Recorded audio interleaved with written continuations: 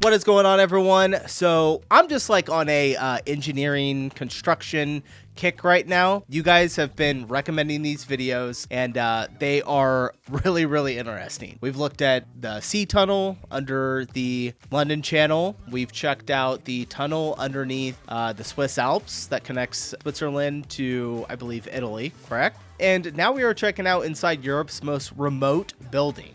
This just shows you these people know how to title their video correctly, because as soon as I see it in my queue for recommendations, I'm like, yeah, I'm hitting that. I got to figure out what the most remote building in Europe is. I wonder if it's the most, probably not the most remote in the entire world. I would imagine that's probably in Antarctica or in like up in the North Pole. Maybe that's where this is at. It looks cold. Anyway, I'm rambling. Smash the like button. Let's dive in and figure out what's going on.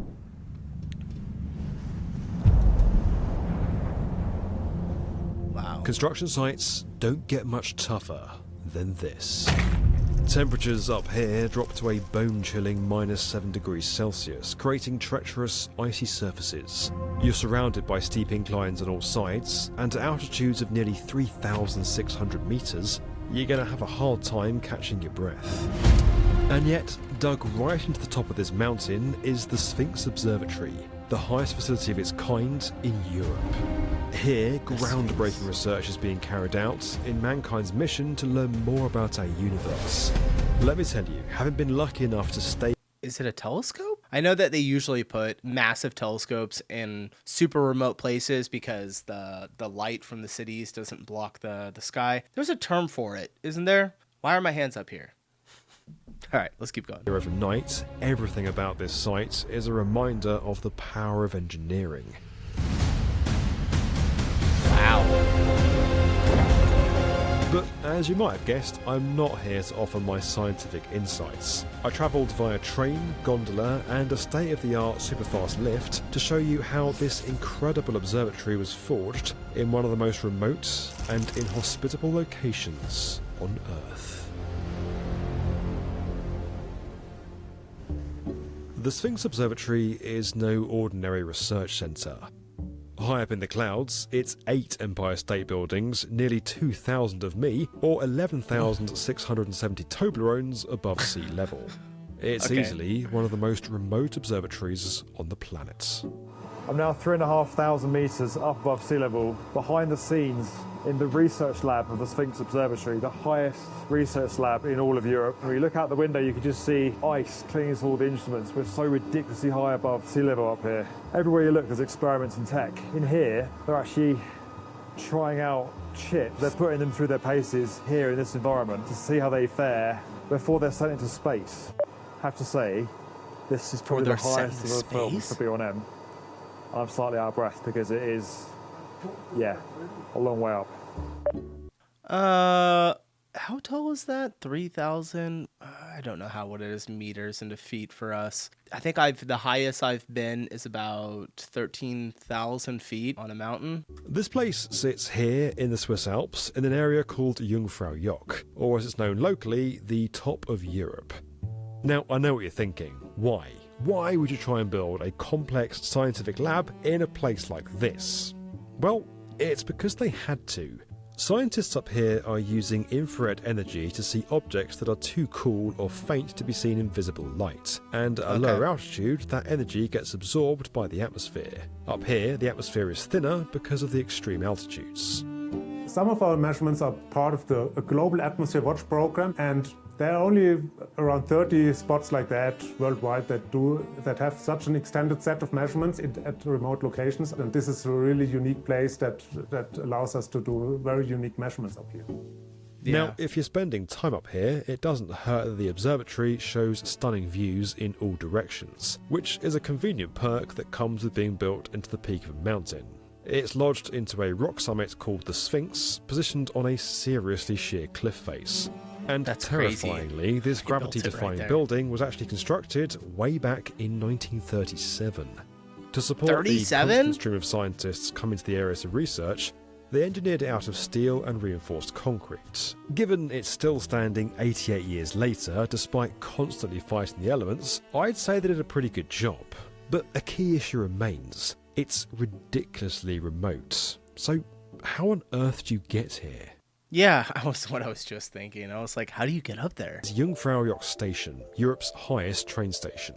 It was constructed as the culmination of the mountain railway fever that has swept through Switzerland.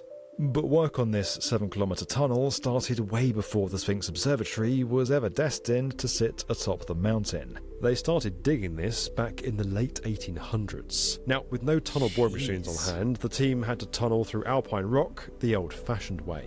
Working on this site year-round would have been brutal, with temperatures regularly dropping to that -7 degrees Celsius. They chipped and blasted their way through the Eiger, Monk and Jungfrau mountains, excavating the tunnel using pickaxes and explosives. My God. The task took a grueling 16 years, during which 30 workers lost their lives, often because of blasting accidents. There were multiple strikes, and the construction management changed 8 times. In an attempt to improve the mood, workers were offered a bottle of wine each, every day. Now, the 9.3-kilometre route along the Jungfrau Railway starts here in Kleine Scheidegg, the connection point to the Wengenau Railway.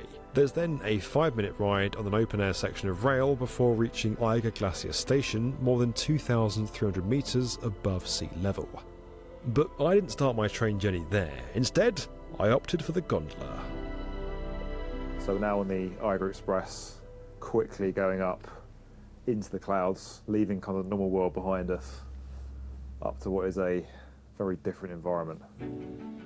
The amazing Eiger Express uses a 3S system consisting of 2 track ropes and 1 load-bearing cable. The design meant fewer connection towers had to be built because of the larger rope spans.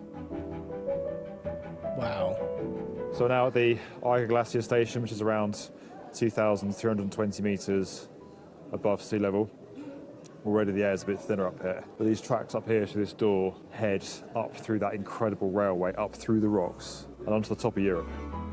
Eiger Glacier Station is one of the last opportunities to see daylight on the climb up to Jungfraujoch Station. It's here where that phenomenal tunnel begins, snaking its way up through the mountains at a ridiculously steep angle. Now, the entire journey along the Jungfrau Railway saw us climb 1,400 metres in about half an hour. And as I mentioned, it's an incredibly steep incline, meaning this couldn't be just any old train. The track system that makes a railway like this possible is called a cog, or rack and pinion system. The track features teeth So it doesn't, like, go backwards, right? that the cogs of the train lock onto to pull the heavy carriages up the steep mountain. Now, you might be wondering how the line is powered, given its construction began in the late 1800s, at a time when coal was king. But coal and steam in a tunnel isn't a great idea, so hydroelectric power was needed. Well, they had to have power somewhere, and if you think we're still in the 1800s or 1900s, they built a first hydro power plant near Lauterbrunnen, so that's one part of a valley. And then 2-3 years later, they saw it's already too small, the energy they got from there. So they built another hydro power plant in Lutschenthal, that's the other valley, and that's still the hydro power plant we still use today.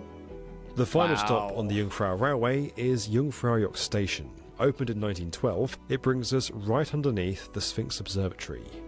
Workers here faced alpine winters, a variety of rock layers which at times had no intention of moving, and permafrost where frozen rock would thaw and move, causing serious dangers to workers. And are now up in the highest railway station in Europe. Extraordinary place. More than 3,400 metres above sea level. That's 4 and a bit Burj Khalifas stacked vertically on top of each other. And it's just mind-blowing that people could have dug a tunnel like that 7-kilometre tunnel, up through the mountain to carve out a space like this. Remarkable. This construction's so cool. Yeah, especially in the 1800s. The access this station provides is That's crucial, wild. not just for the thousands of tourists who flock to see this world-famous site, but to the scientists who need to get to the observatory. But rail tracks are only going to get you so far. To reach the very top of this place, it takes another impressive bit of kit. Ich bin bei Kurt Weber, bei Schindler Bern angestellt gsi. Kenne das Projekt Sphinx Lift mehr oder weniger von Anfang an, also für Inbetriebsetzung, Montagefahrt. Back in the 1990s, Schindler's best-in-class engineers were tasked with fitting one of the fastest lifts in the whole of Europe. 180 Tonnen Material vom Grindelwald mit der WAB auf die kleine Scheide. Mit diesem Material haben sie ziemlich früh den Schacht ausgemessen und dann Schienen gesetzt. Und mit dem Fangrahmen, der um die Kabine ist, haben sie dann eingebaut und mit dem Hebepuller das Zeug hochgezogen. So I've got to say, this is a pretty unusual experience. I'm currently standing on top of a lift car at reduced speed, thank goodness, going down that lift shaft. What was interesting about this is how they built it. The rock was solidified in permafrost, and the construction work raised temperatures here around 10 or 15 degrees. And that was risky because it could have melted the permafrost and dislodged some of that rock and potentially collapsed the lift shafts around workers. So what they did, ingeniously, was come up with this cooling system to keep this construction site at -1 the whole time, preserving that permafrost and keeping the rock in place while they could get the concrete shaft in. Once again shows you the extraordinary lengths the construction engineering teams have had to go to put usual stuff in like an elevator in an extraordinary location like this. Last year, That's more crazy. than 1 million people came up to Jungfraujoch, and if you're coming all this way, there's no way you're leaving without taking the lift to the upper viewing platform. The shaft itself is 119 I want to go here. I really want to go here. This looks stunning. metres high in total and 6.5 metres wide, and it's all controlled from here.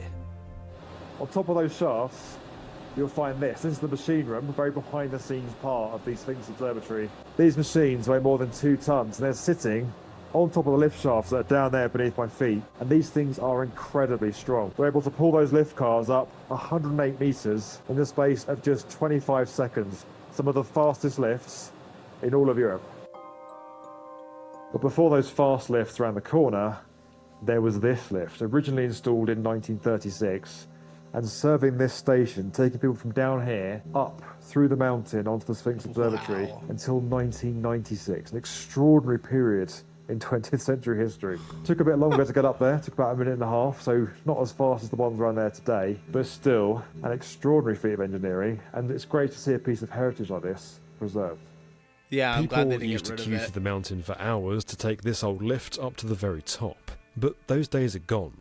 The new twin lift has capacity to move literally thousands and thousands of visitors a day without the daunting queues. And given how popular this place is, that really is game-changing. And when you finally reach the top, you're rewarded for your journey with some of the most incredible views on Earth.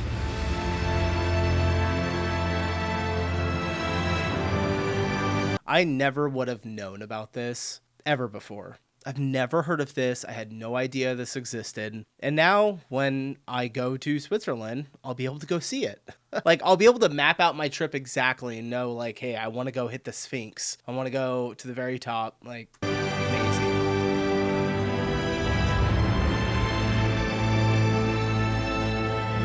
Now, as you can imagine, this was not your average lift installation. The challenges faced by the team here were extreme, but they took serious pride in their work.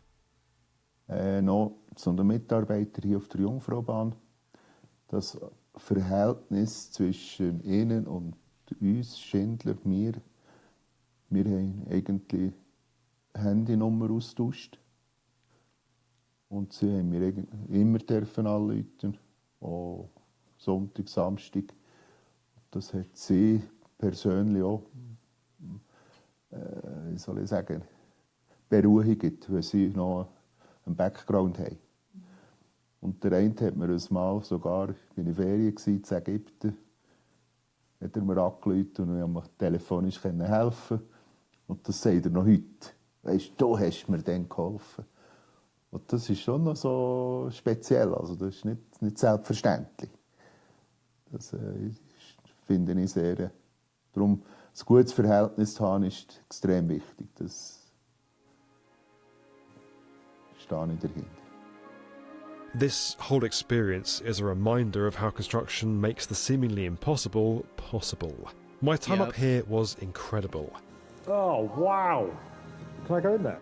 Getting to spend the night in the observatory with scientists was a truly once-in-a-lifetime experience.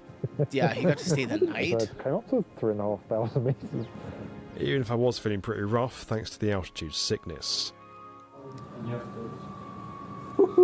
From the brave efforts of workers with little more than pickaxes and explosives, to a railway pieced together through a mountain, or an ultra-fast lift shooting people up to an observatory high in the clouds, this industry will never fail to amaze me. The Sphinx Observatory is a remarkable example of something we often take for granted, that construction has been shaping the world we live in for thousands of years, and that we haven't peaked yet. That is absolutely stunning. This is like a bucket list thing for me now. I have to go here. Thank you so much, you guys, for recommending that for me. Now I know where the most remote building in Europe is. I'm just like filling my brain with all these facts that I can never tell anyone in America. All right, that's it. I'm all wrapped up. Appreciate you guys watching, and I will see you in the next one. Bye.